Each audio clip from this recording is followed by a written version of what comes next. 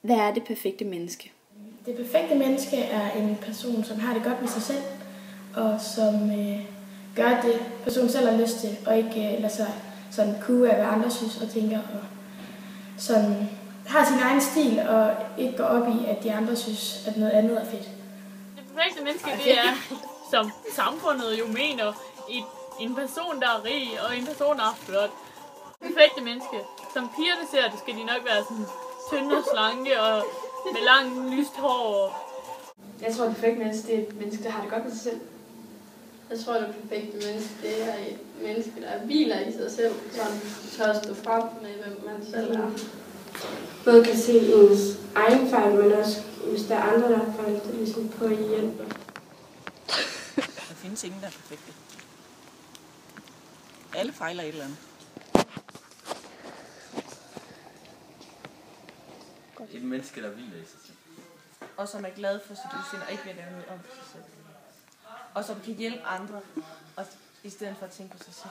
Jeg vil sige, at det perfekte menneske er en person, der har det godt med sig selv, og en person, der gør det, man selv føler er godt, og træffer de valg, som man selv føler ligesom er til gavn for alle, både en selv og for alle andre. Men det perfekte menneske er nok en, der ligesom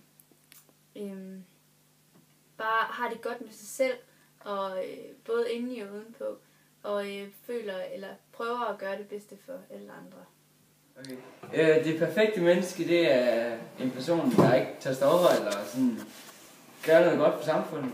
Det perfekte menneske er det, altså hvis det er en pige, så skal hun være slank og have noget rigtig flot hår. Tak for det. Så gør jeg det godt. Hvis det er en dreng, skal han være sådan rigtig pumpet og have en flot krop.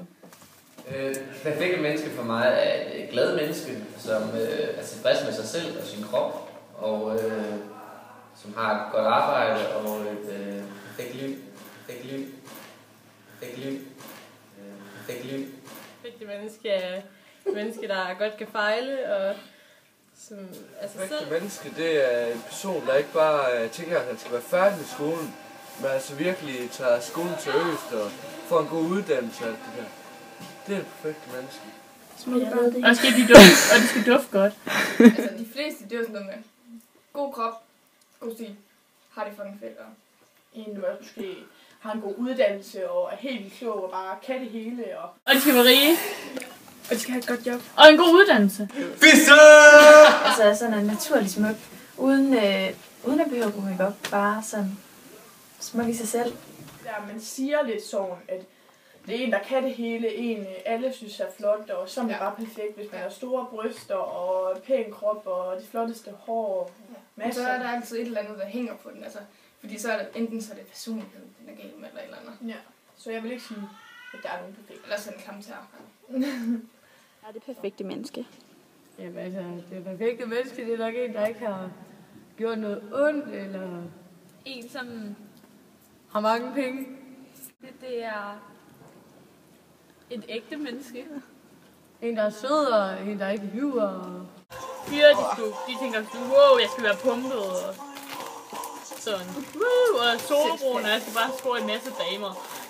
Men det er jo ikke så mange, der... Sådan ligesom mig. Den, der har alting er godt.